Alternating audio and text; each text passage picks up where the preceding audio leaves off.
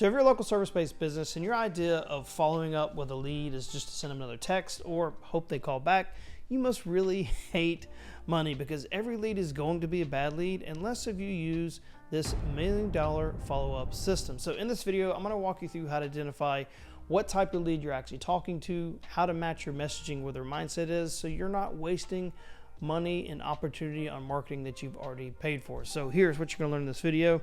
We're going to learn about the 5 types of leads that happen in every service-based business, so you can identify where they are in the buyer's cycle. Then we're going to learn why your follow-up is failing, because you're treating cold leads like hot ones, and obviously what to do instead. Then how to shift your messaging based on mindset, so when you do talk to your leads, they feel understood and not like they're being sold to. And then finally, why this 1 million follow-up system matters, so you can scale your business without having to constantly chase new leads. So let's jump right into the video. So before we get into this follow-up system, you need to understand the buyer's cycle. And there are 4 stages to the buyer cycle. So the first stage is going to be somebody who is problem unaware, meaning like, oh, my neck hurts. I know it's a problem. I don't know what caused the problem.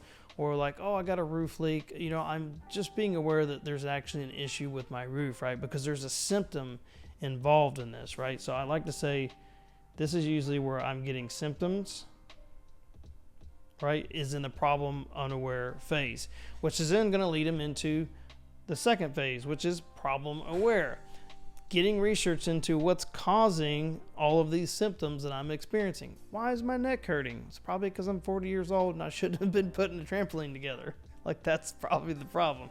Or what caused the symptoms, what's causing the problem, which means as I dig through research, right, more than likely it's a muscle strain, which led to a muscle spasm, which hurts really bad.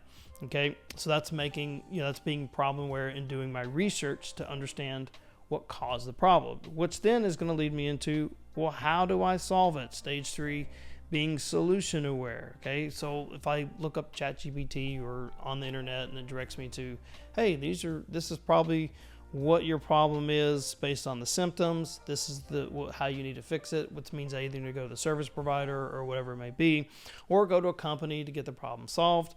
And if I'm in so much pain, or this problem needs to be done or taken care of, or I'm ready, that leads me to stage 4. It means I'm ready to buy. I'm ready to get this problem solved and fixed. Okay, and what you need to do is when somebody does call into your business, is one of the first things you need to do in pre-qualifying is understanding where are they at, right, in this whole buyer cycle, by asking them the right kind of questions, so you know how to give them the right message or how to follow them up with it correctly. Because if you have somebody who's unaware they even having a problem, going right into like, oh yeah, we can get you a new roof today, and it'll be 0% financing, when they're like, I think I have a leak, I don't know, right? You're getting too far ahead of the game. So you need to meet them where they're at. So in the next part of this video, what we're going to talk about is the actual follow-up system, what I call the $1 million follow-up system, which is the conversion safety net framework. Okay, and we actually go through this whole framework in another video that talks about the whole follow-up processes and things like that. But this is going to go more in depth into focusing on matching the message to the actual mindset of the customers. And there are 5 different types of leads that come in, or customers to your business, and we need to go over each one. So first one we're going to talk about is the cold leads. Okay, these are people that are typically in that awareness stage, right? Or like they're typically in like problem unaware or maybe problem aware stage when they're calling into your business. So they're not even looking at solutions. They're just like, I got this going on, can you help me? And what happens a lot of times is people will follow up with them like they're ready to buy right now, or they think, or they don't have the proper system in place, right, to nurture those to get them to buy later on down the road. So what happens is, or when you identify these people, right, with the right qualifying system, is they're usually which you consider tire kickers, right, or they're just browsers, early stage interested folks. They're just not quite ready to buy yet. Okay. So what you need to do, your objective with these types of people, is to educate and get them warmed up. Educate and get them warmed up, ready to get to the next phase of understanding what their problem is. So you're just helping them with where they're at, meeting them where they're at. Next one are going to be your warm leads. Okay, these are people that are kind of in that consideration stage. They may be they may be aware they have a problem. They may even be close to like a solution, right? Like, hey, I know what I need to solve this problem. And they may be calling you at your business in this stage. So it's like, hey, I know I have a problem. They're considering options. They've interacted with your business, but they quite hadn't pulled the trigger to get started, right? So your objective here, right, is to build trust and eliminate any friction to keep them from choosing your business. Next, hot leads. These are the spicy ones. These are the ones that everybody wants to market to, which is a small percentage, like 5 to 10% of people in your market are ready to like, hey, I'm ready to go right now. And we'll put this into another later video, but the problem here, or the thing here is like, all right, great, I have a hot lead. These people are ready to make the decision. And if you've done the right things here, right, we've built the trust, we've educated and warmed them up. All right, they're ready to go. They just need the right nudge, which a lot of times is simply like, hey, do you want to get started? Just asking for the sell, right? So we want to make the close and then make it go seamless into the next part of the customer journey, which once again is in another video that we go more in depth into that whole system there. Next, we're going to talk about unconverted leads. So leads that may have ghosted you. Maybe they're like, I don't know yet, right? They came in cold, but they're not quite moved along the stage, right? And they're kind of stalled. They're what you call stalled in your pipeline. So let's say they got an estimate, then they ghosted, they went cold. So your big thing is we've got to reactivate them with some type of respect. Usually this is going to be with like value-driven follow-up.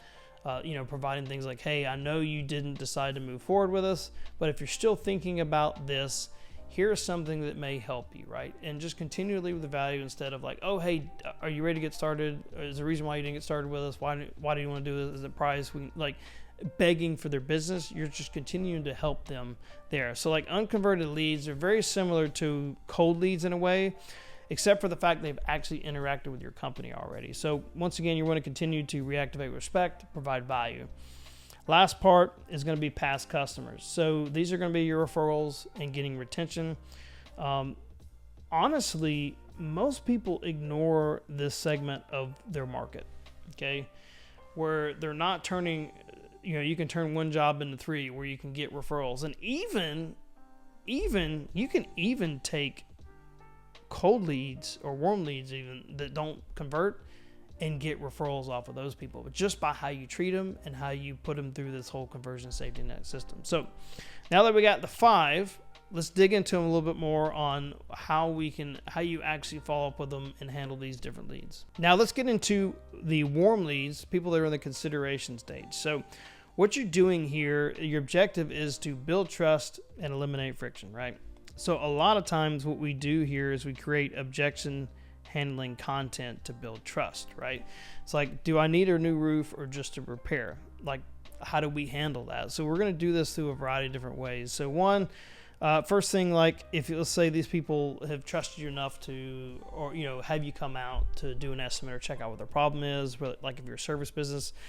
So here you want to do things like send text and email reminders about the estimate coming up, about the consultation, what to expect, let them know, hey, we're on the way. Hey, here's the time frame.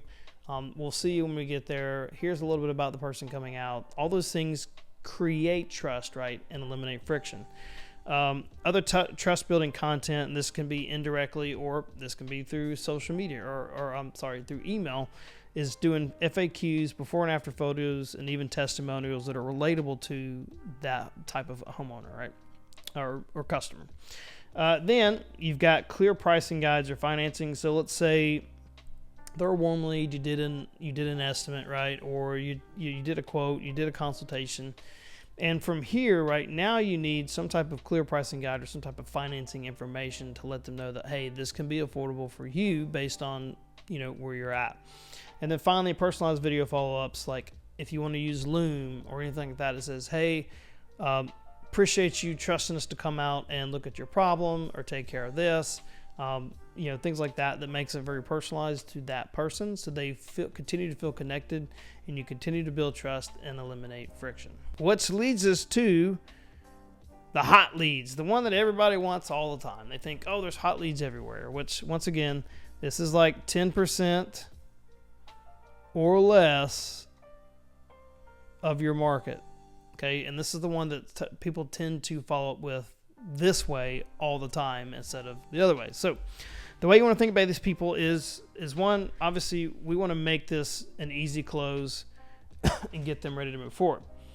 So here's what you want to think about in order to do that. So these people are like, yeah, let's get started, and here's the sell, let's get going. So things to think about: phone call follow-up, okay, or AI assistant after hours, making sure we're handling these people quickly because they're ready to buy now.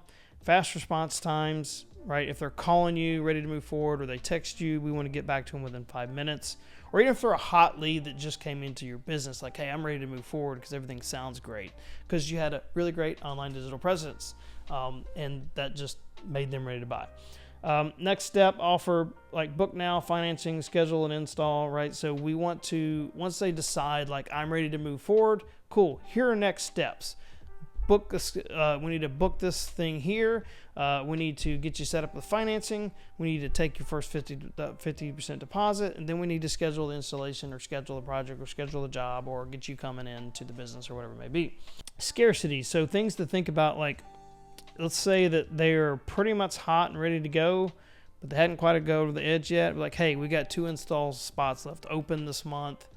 Do you ready to schedule your one now? So that way they have a little more urgency to move forward and get on to the next phase of being paying customer. And then finally, a follow-up after estimate. Do you have any questions before we move forward, right? So just once again, looking at them saying, what else can I answer? I want to make sure you're comfortable in making this decision with us, so we can get you started with solving whatever problem you may solve. Okay. Now, we got hot leads taken care of. Let's talk about the ones that are not converted.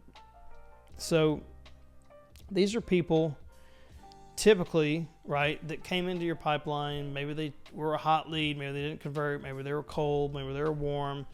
Either way, they just kind of ghosted you, right? So we need to be respectful in how we reactivate these people. Okay, these are long-term nurture people. So things you want to think about, right? So let's say they're newly like a hot lead, and maybe they just didn't move forward. Okay, you want to think about, hey, here's an exit offer. Here's something that at the last minute we may be able to get them to push over, all right, to convert them. So think about something like, hey, still thinking about this project, still thinking about getting this solved.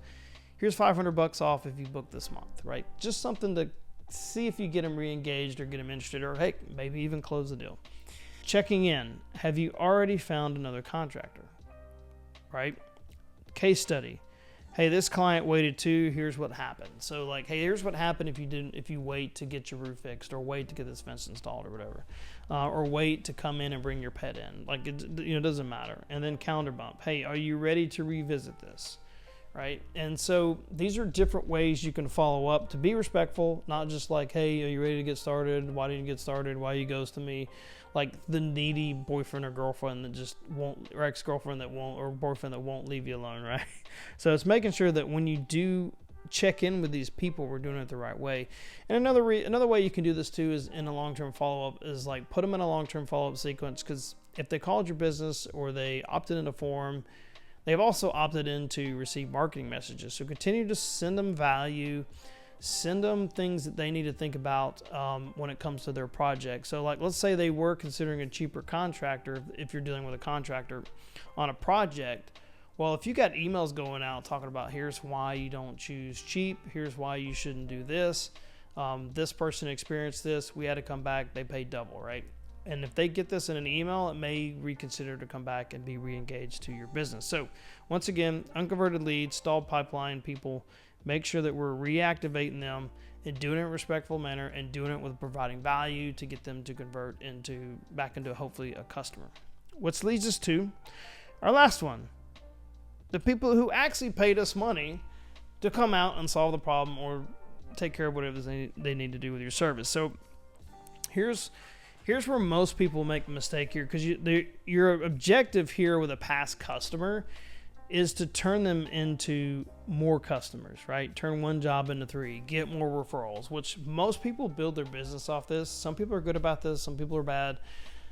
This should be a way to generate leads for your company, and should be the number one way that you do this. So here are really the 5 steps or 5 things to think about. So 1, getting a review from their company, from your company, whether it goes on social media, whether it goes on Google, whether you can get both, right? I don't see any reason why that you'd be like, hey, do you mind leaving a review on both?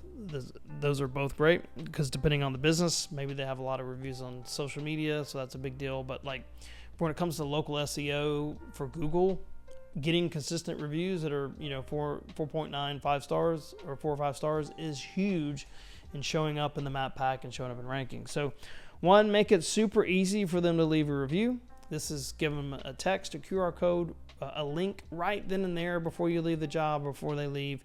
You always want to get that review.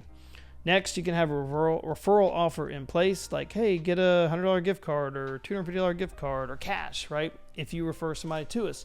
We've run campaigns before for clients that we just put this offer out, like, hey, if you send us somebody that needs a new roof, and they decide to get one, we'll send you $150 cash. Well, guess what? This turned into 5 jobs.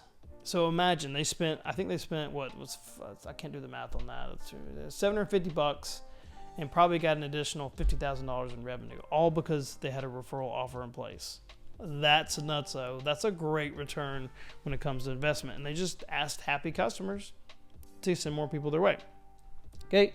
Cross-sell emails. Hey, and depending on your business, this might depend on you. Hey, you might also need this, right? Let's say you got a new roof, but we noticed your siding sucked, or you need work on your siding. Hey, you may want to consider that you might need this. Or, hey, we installed you a new fence, but hey, it looks like you probably need, I don't know, something else, an additional gate. Or let's say you're like a lawn care company. Hey, I noticed that there's a lot of pooling on water over here. You may want to consider a French drain, right? Things you need to think about to cross-sell them on those stuff. Seasonal check-ins. Hey, may need your gutters cleaned, or touch-ups on paint, or, hey, think about getting your pet to come in for a checkup. All these things, and here's an offer to go with that. And then finally, anniversary text emails. Hey, 1 year since we've installed this. 1 year since we've done this. Is there anything else you need? Anything that we can help you with? Or do you know somebody else that we can help you with? Hey, how are things going? How's that roof hanging up? Or how's that roof holding up for you? Just putting those systems in place to follow up with those type of people may trigger them to go, oh yeah, by the way, I got somebody else that needs a roof. Let me send them your way. And boom, you got another customer based on this, just simply following up with them the right way, with providing value and being helpful to that customer. Now, this is just a small part of a full growth framework that we built out. So if you haven't watched the big picture strategy video that we've created, we'll throw it up on the screen here so you can see how just this part of the follow-up system fits inside of the customer journey, from the time they find your business to the time they become a customer to sending out referrals. So that way you have a consistent, clear path to growth inside your business. So check out that video, and we will see you on the other side.